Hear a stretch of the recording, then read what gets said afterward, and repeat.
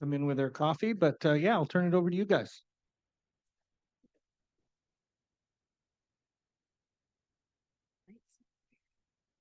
Hi, everybody. Thanks so much to Jennifer and Peter and their small and mighty team for everything they've done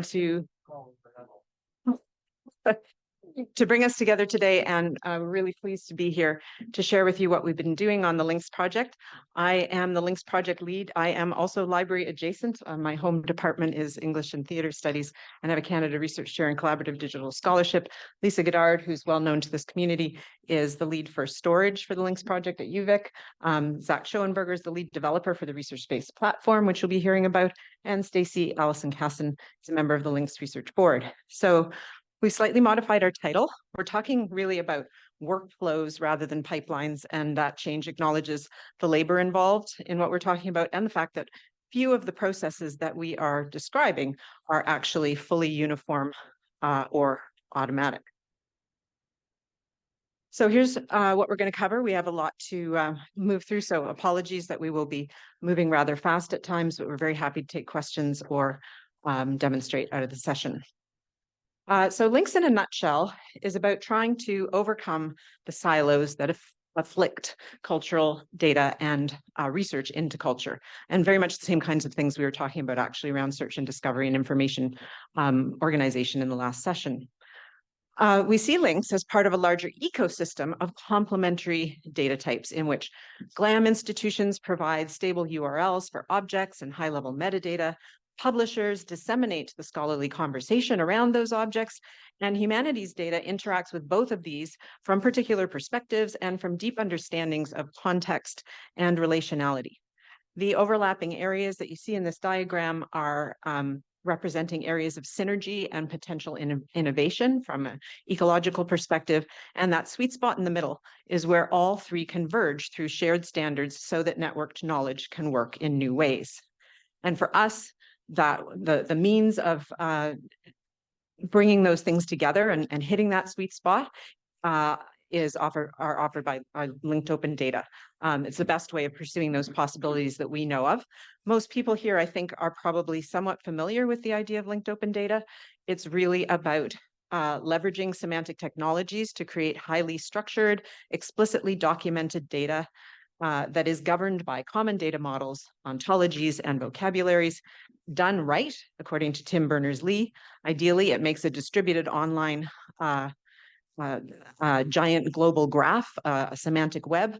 More realistically, in the short term, we think that what it can do is to create humanities and social science data that is truly fair. And what fair data means in our view for cultural analysis is that the data can be found through regular web searches, because people will go to Google, accessed through regular web interfaces rather than, say, downloaded as a data set, made interoperable through semantic technologies and shared standards, and made accessible for reuse through online tools that work with the data.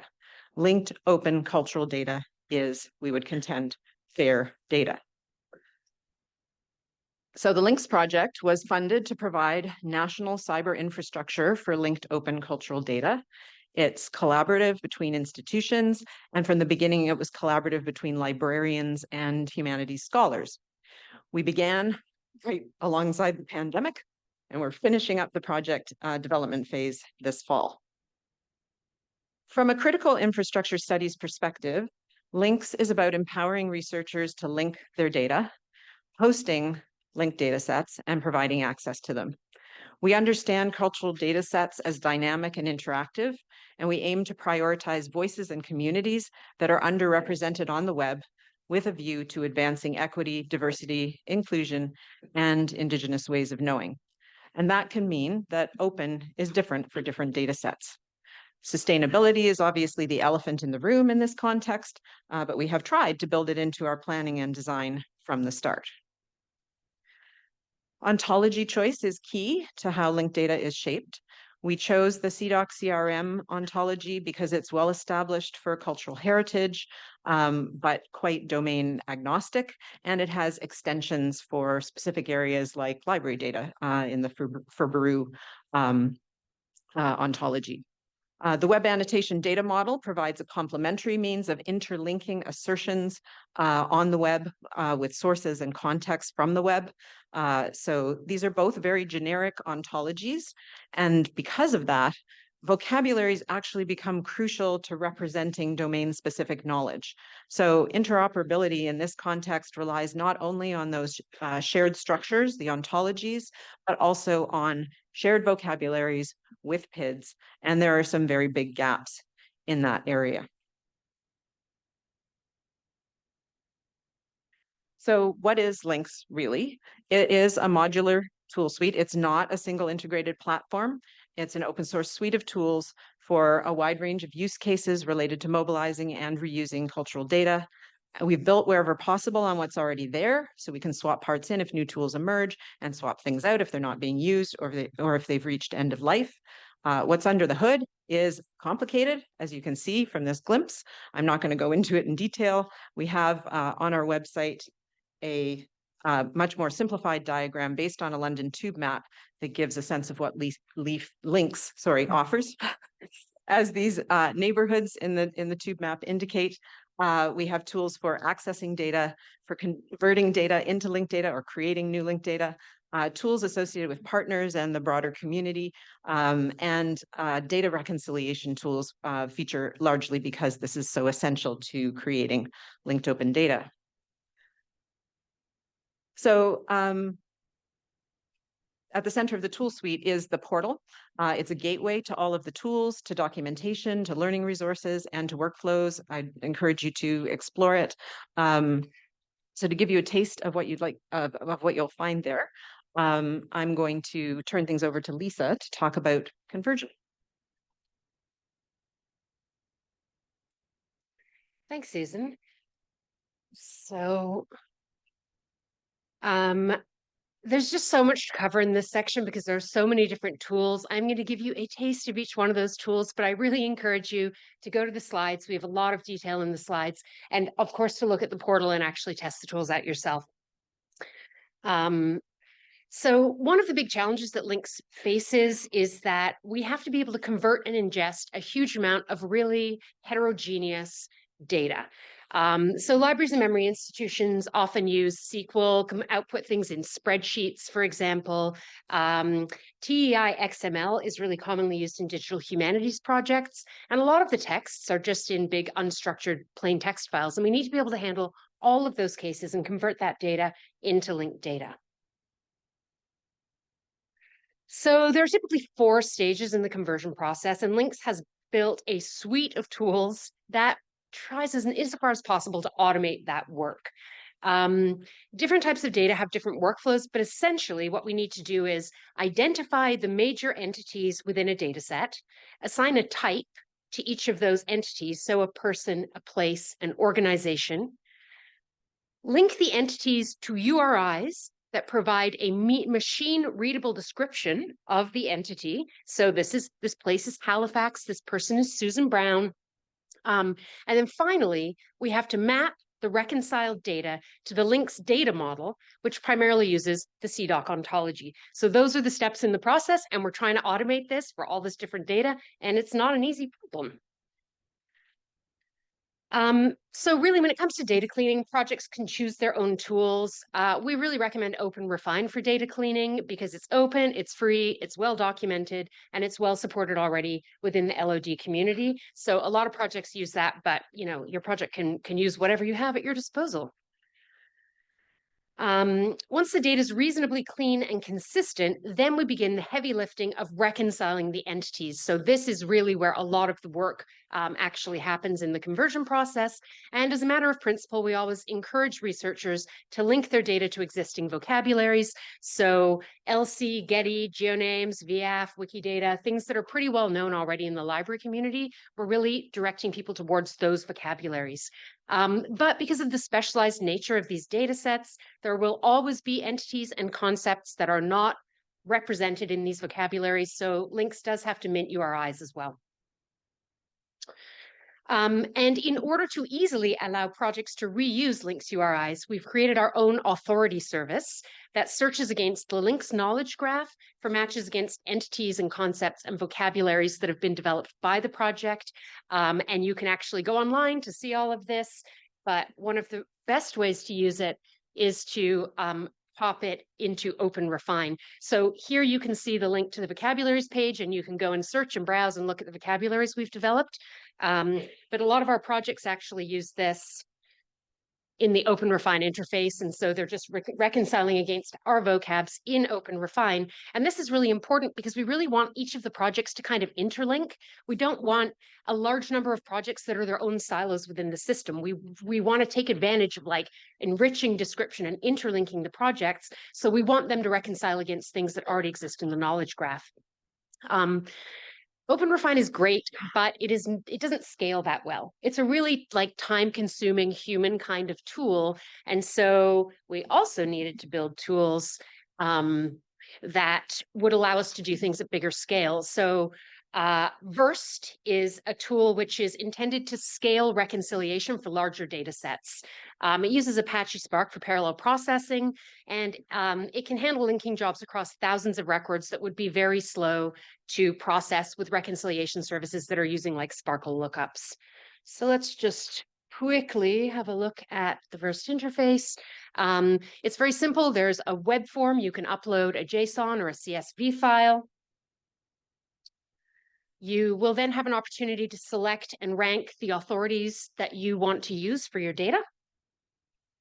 You're then going to take your data fields and map them to those authorities. So you're like, well, this is going to be an author name, so it should be in VF. This is place name, so let's use geonames for that.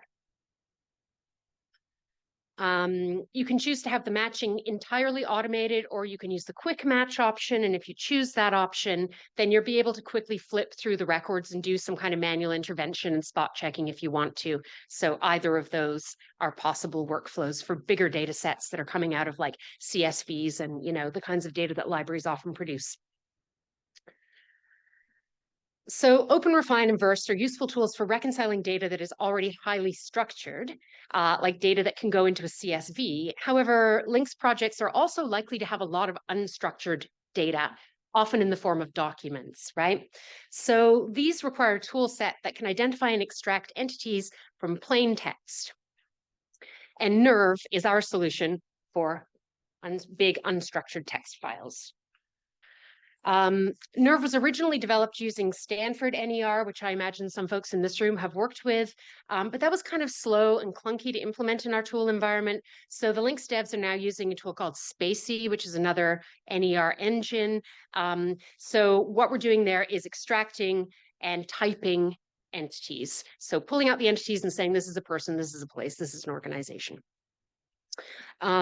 We've also been experimenting with a more powerful commercial solution called Diffbot, which can do entity recognition and typing and also authority matching. You know, it's has a lot of really good features, but it also is a commercial solution. You have to pay for it, and that's sort of challenging for a lot of our projects. So here's an example of a document viewed in the Nerve interface. So each entity type is rendered in a unique color. So like all the person entities appear in blue, for example. And in the left-hand column, you can see all of the entities that have been recognized and typed by the NER engine. So Nerve is not trying to transform the entire document into RDF.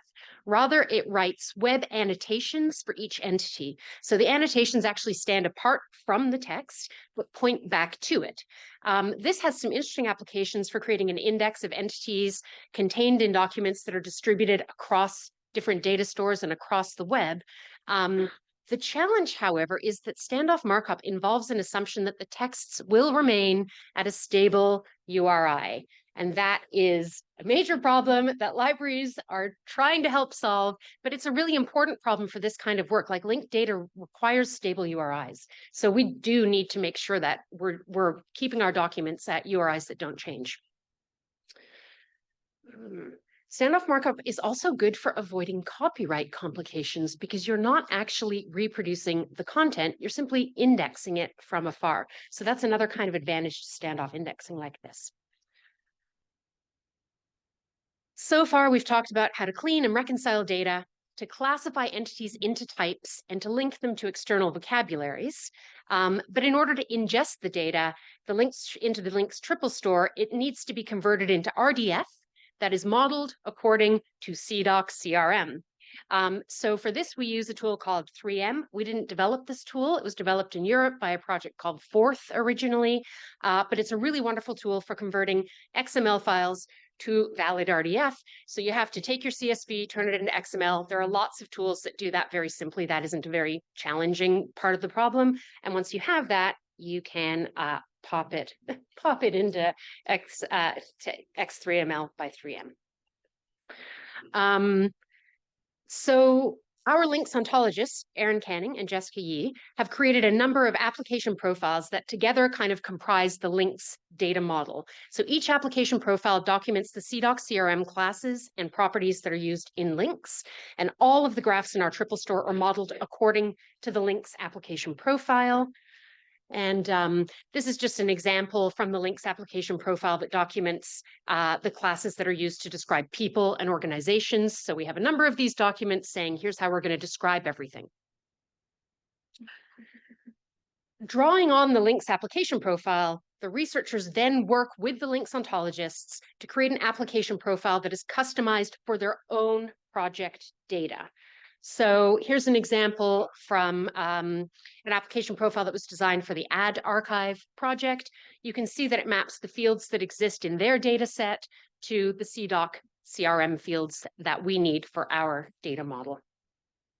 Conceptual mapping is actually one of the most expensive parts of the transformation process because the researchers usually do need a fair bit of human help with this process, and the ontologists who help them have to understand the data model pretty well. So it is a complication.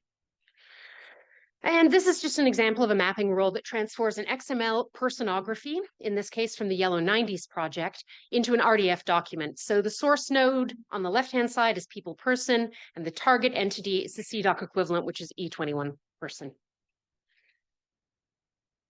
So far I've been talking about tools for doing reconciliation, mostly against like CSV data and unstructured data.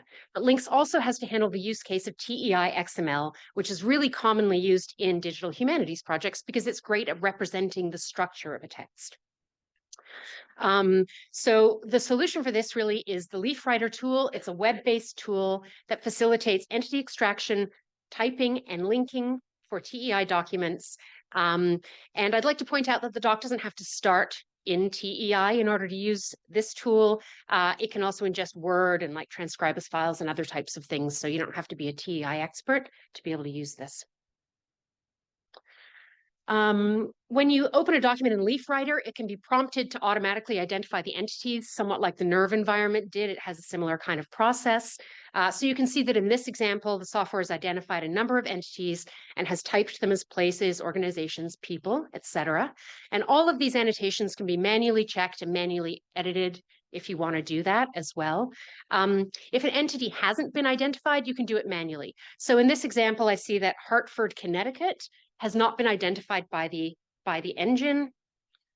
So if I highlight Hartford and tag it as a place, a list of relevant authorities just pops up and I can select the correct one to describe this entity. And I'm also able to indicate my level of certainty for this annotation, which when you're doing historical research and theoretical research is quite useful because you're not always completely sure that this person is who, you know, the authority that you're linking them to. So now I can see that Hartford appears as a place entity in the left-hand pane. And also, if I look at the TEI XML for the document, I can see that that URI has been popped into the TEI XML. And LeafWriter has added an RDF web annotation to the TEI header as JSON-LD. So LeafWriter has a bridge to links that extracts all those web annotations. Like that's how it gets into the links triple store, scraping all the web annotations out of the TEI header. So if you're using LeafWriter, you can effectively do your entity extraction, your typing, your reconciliation, and your conversion to RDF right within that interface. So this is a really, really great on-ramp for digital humanities researchers. And you don't need to be a very technical person to use this interface either.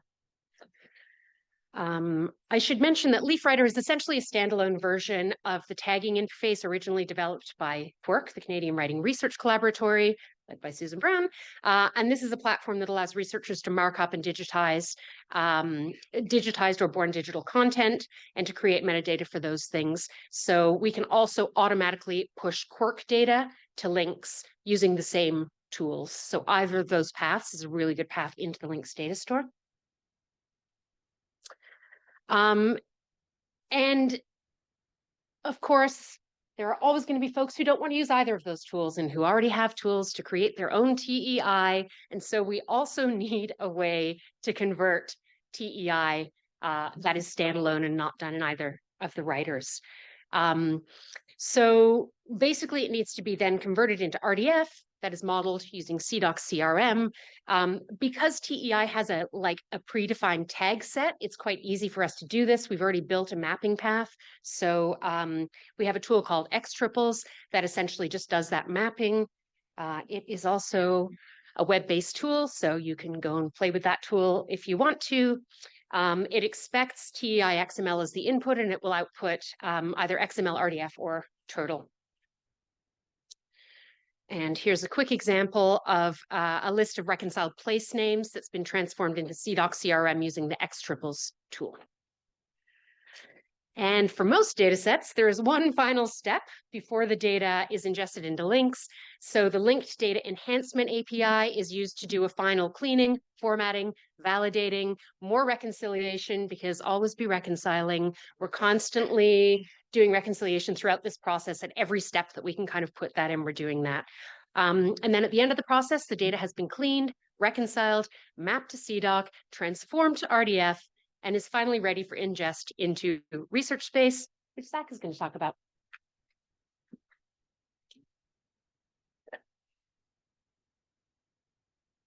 So early in the project, Links researched software solutions for storing and publishing linked data in support of humanities research. We discovered ResearchSpace, an open source platform developed by the British Museum, designed explicitly for humanities and GLAM applications, with several features that offered to meet Link's unique needs. My goal today is to provide an overview of ResearchSpace and how Links has extended and customized it, and to show some of the useful features that researchers will appreciate.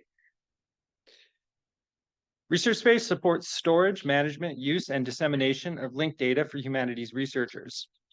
To store data, it provides an integrated instance of the BlazeGraph triple store. To make data available and usable over the web, it includes a front-end UI written in the React JavaScript framework. It also has features to promote researcher engagement, which were of particular interest to Links, including a UI for data search, discovery, and modification, an interactive graph exploration tool, and a novel concept called the semantic narrative. These were the kinds of features that we hope to discover in our search for a useful platform. And indeed, we were delighted when we discovered these in ResearchSpace. Early in the project, Links forked the ResearchSpace codebase to create its own customized implementation, which is openly available on our GitLab repository. We have made numerous changes to Links ResearchSpace. Firstly, ResearchSpace was designed for managing a single data set.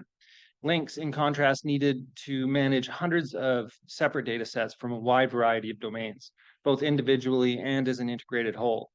Moreover, we needed to ensure that data owners retain control over the life cycle of their data, including data modification and visibility. Links extended ResearchSpace to support hosting for multiple data sets, imbued with a permissions framework that enables editing of different data sets by different people. Links is aware that humanities data sets rarely reach a finished state, but are rather living data that is enhanced iteratively over time. To support this need, we needed to make data available in two separate environments, which we term our review and our public instances. In this workflow, data typically starts in the conversion stage, where it undergoes batch transformation until it is ready to be loaded into our review instance of ResearchSpace. After data is ingested into the review instance, Permissions are granted to the researcher to enable editing of data. In research space, editing of data is well suited to targeted atomic changes to entities. And at this stage, researchers are also able to populate dataset level metadata to enhance the data's visibility, discovery, and use. When a researcher approves their data for publishing, they can initiate migration of their data from review into the public instance, where the data is made discoverable on the web. The researcher can continue to edit their data in review for its entire life with links, pushing changes from review into the public instance at their own discretion. This provides stable public-facing data that has been fully vetted by researchers, while enabling researchers continued and ongoing control over the state of their data. Beyond these major advances, we have added several additional features, including single sign-on authentication using the Keycloak authentication framework, multilingual support, enhancements to search visualizations, support for reconciliation against the links graph, Wikidata, Getty, and GeoNames when creating new entities or linking existing ones. We also have established multiple hosted environments using Kubernetes, GitLab CI, and semi-automated data migration pipelines. In our view, the links customizations to research space make it more suitable for use cases in the humanities. Now to provide an overview of some features of links research space. The homepage provides a variety of navigation options. If you are a dataset owner, you can navigate to view or edit your dataset metadata. Additionally, any users can view dataset project pages and specific search portals. Alternatively, the entire body of links data can be searched from a full text search bar, or if advanced search features are preferred, one can navigate to a site-wide search portal. Here's an example of a dataset landing page for the Add Archive dataset. You see a project description, attribution information, and a carousel of images drawn from the data. You can select from the tabbed header of this page to enter search portals corresponding to specific entity types. And here,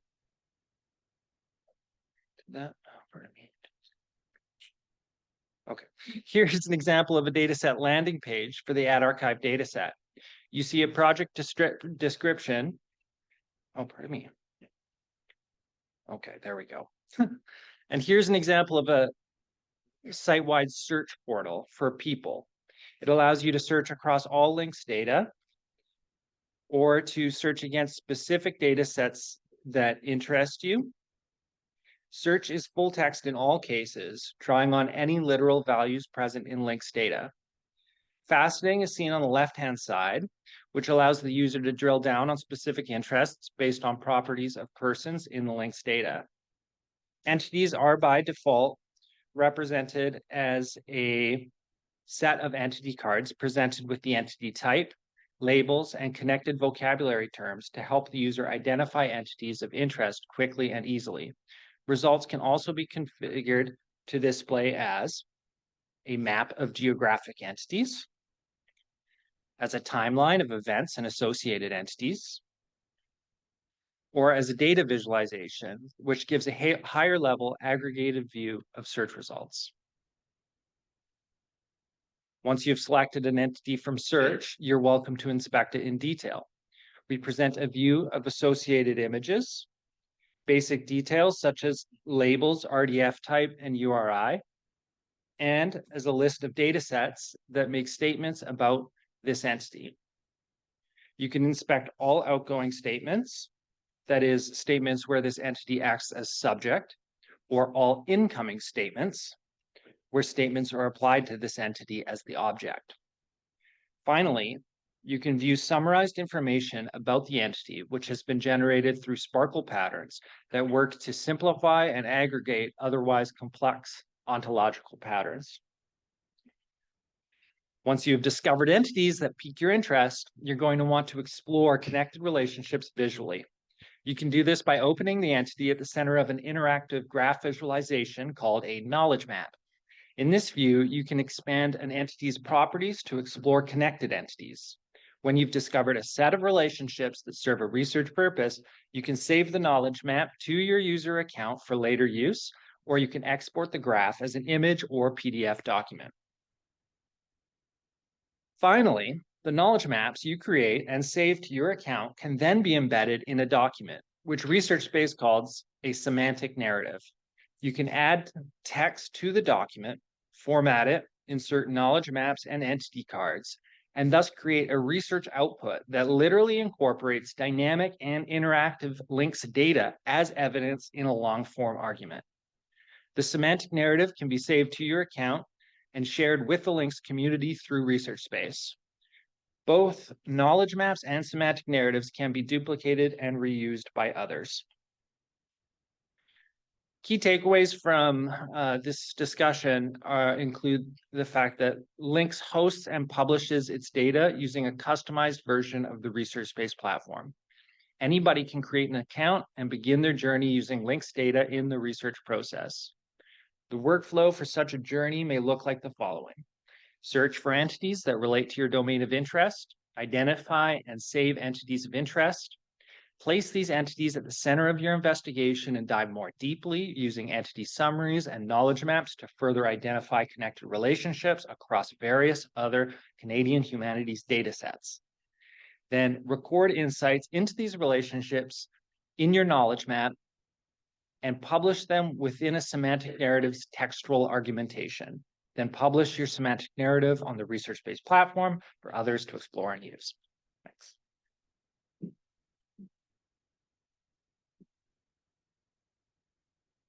Thanks, Zach.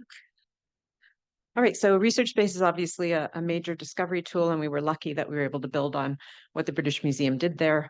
But there are, as I said, a number of tools in the suite and other paths to working with and exploring links data, which I'm just going to talk about very briefly now. Zach talked about Sparkle, which is the query language for RDF, the format of linked data.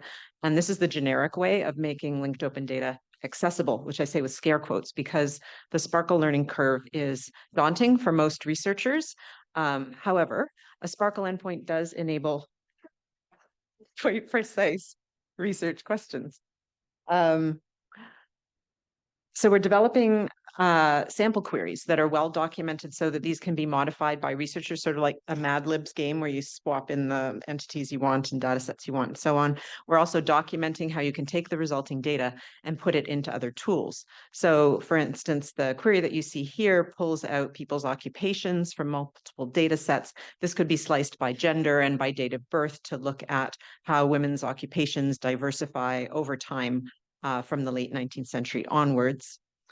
If we're getting even fancier, you could produce a more precise visualization like this one, which looks at women writers from one of our bigger data sets and look at patterns related to which types of relatives those writers had who were themselves writers or artists. And so fathers and husbands are quite influential in this context. Having siblings or mothers also matter considerably. So there's definitely a vacuum as far as really usable interfaces for this kind of data are concerned. The big, the form that you see most is like these big spaghetti graphs that have, millions of relationships in them that are not very easy to dive into. Links was funded with an emphasis on creating reusable data. And so for discovery, we focused most on leveraging what was already out there. Tools like Voyant and Spiral can be used in conjunction with links data. And we've also collaborated with Texas A&M on an update to the Big Diva collection interface, the prototype for which you see here. It's a sort of zooming interface for getting into facets of the data based on types and vocabularies. What we have developed is a browser plugin called the Context Explorer that brings links data to third-party web pages to contextualize internet content in the wild. And I'm going to now run a short video and talk through how it works. So imagine you're on the Canadiana site and you've searched Legends of Vancouver. You come across this thing and you don't know who Pauline Johnson is. So you say, okay, what does Links know about these entities? And you find that Links knows something about a lot of Paulines and you see possible matches. And then you can facet it down to person and find the Pauline Johnson that we're talking about here, match her up. Then you can read a bit about her as a poet and performer. You could look at more, but you want to explore other related people. And you see Mary Carpenter, the prison reformer, maybe from 19th century England. Is it Mary Carpenter? Well, you look at that information, you see, indeed it is a prison reformer. What on earth does she have to do with Pauline Johnson? So you can explore the way they're connected through a CDOC event, and you find that Mary Carpenter was touring North America and looking at prisons and visited the Six Nations Reserve in Brantford in the context of prison reform, interestingly. So here's a kind of serendipitous relationship that emerges from the Links data that's coming out of multiple data sets. We have, information also about the place Brantford, in case you don't know where that is, and so on. So it's pulling together information from across the web as well as from within Links itself to contextualize and bring Links information into the website where somebody is already exploring information. So helping the data to travel to where the user is, as opposed to expecting the user to go to a dedicated access point in order to enhance, contextualize, and provide serendipitous connections of the kind that are studied by my colleague and Links Research Board Chair, Kim Martin, who I think is known to this community.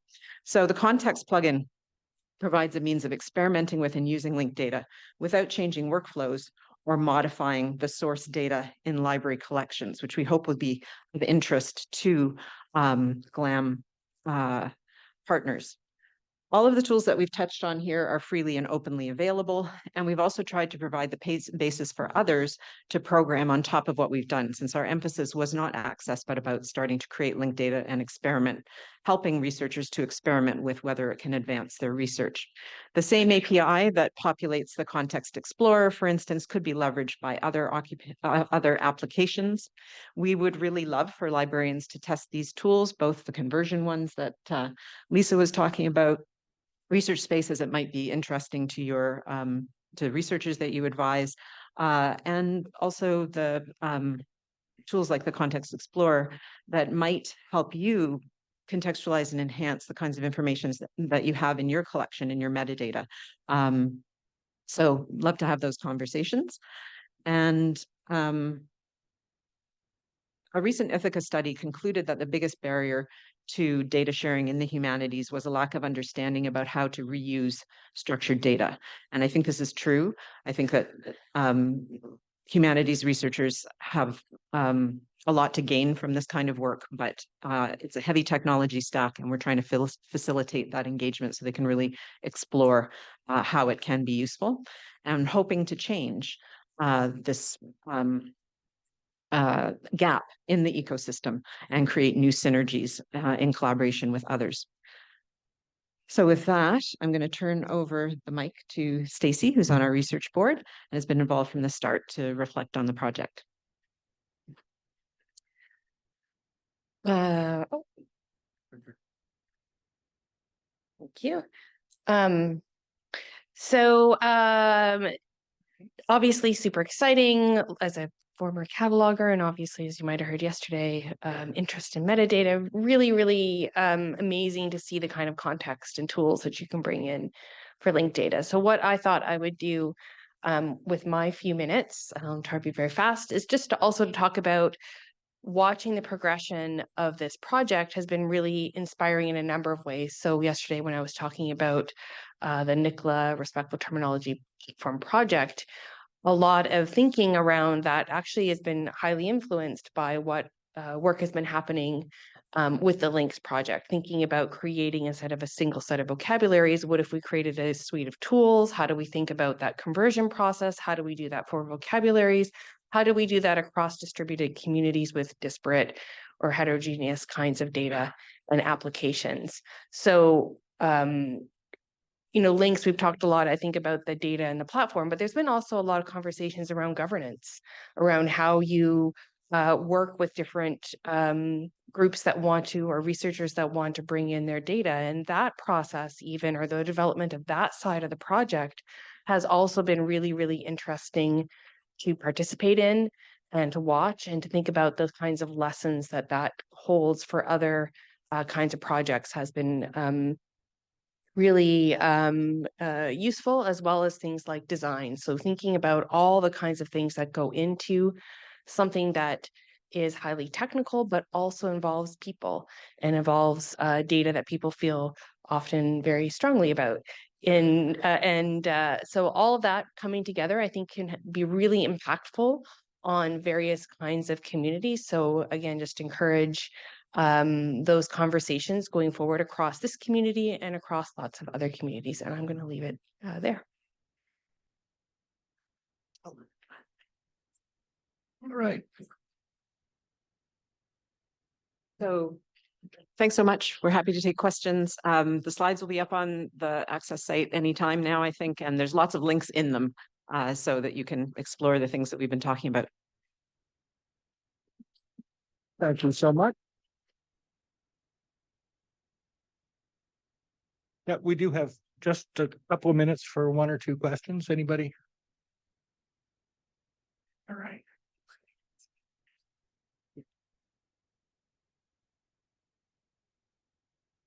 Just a quick question. I was wondering how many people are using your platform, like researchers?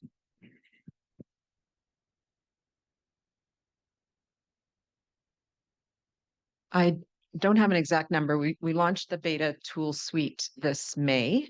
So there are over 100 people who are involved in the original application. The pandemic took a toll on the number of people who actually have gotten involved. So some people have been slower to start up than others. So we have, in terms of,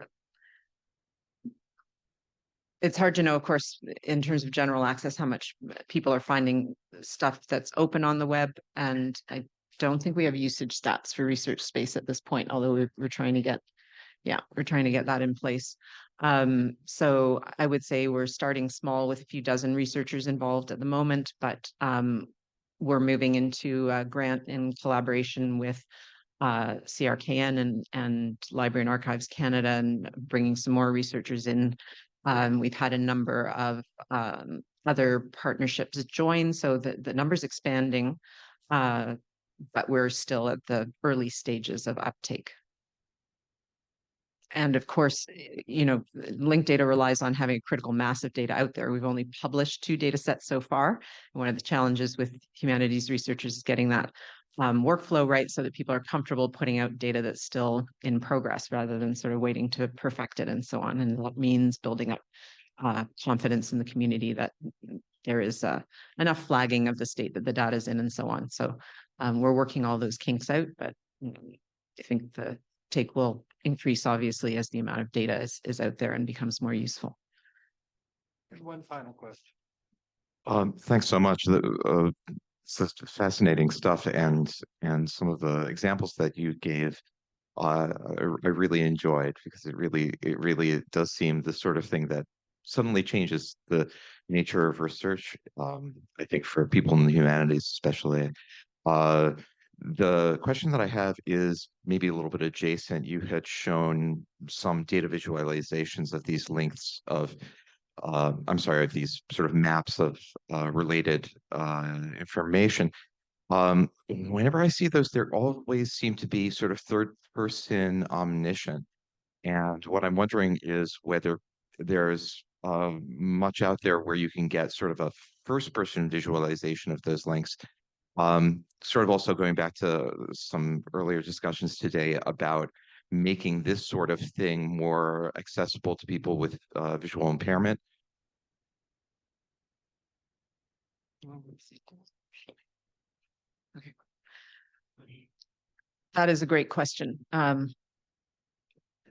So I think one of the tensions in how we think about linked data is whether we characterize it as involving facts, which is how it's often discussed. There's often a very positive slant in both ontologies and the way that people think about linked data. We're committed to understanding linked data as actually a means of contextualizing and situating that data, which is why we've got fairly complex ontological structures behind what we're providing, so that the so for instance, when it comes to identities, we don't assert that someone has an identity, we insert that an identity was assigned to somebody, and that can be broken down into who assigned it and when and so on, so that we aren't making sort of reified claims about who people were and how that operated. I don't know what I would love to talk more about what a first person visualization would look like. I do think that what research space does allow both data creators and data consumers to do is to create their own view of the data. That is to expand relationships and explore them as they wish, and then to save those. So that goes, I think, some distance towards a first person view. That is, it's not static and fixed. I think that that was actually a question I was interested in asking Cynthia, had there been time at the end of her talk, is the question of how we deal with the challenges of visualization environments when it comes to accessibility for the visually impaired. Because I've thought about this for a long time and thought that it's one of the more intractable challenges around the kind of work that we do when we start to visualize things. I guess that I would say that one of the research-based platform we inherited, we're making it as accessible as we can. It is not easy, but the visualizations themselves would be extremely hard to translate into an accessible form. I do think, however, that the relationships are embedded in the data structures themselves, so that the information that's conveyed by those visualizations could be made accessible in other ways. And that's a conversation I would love to have with people who've thought about this more.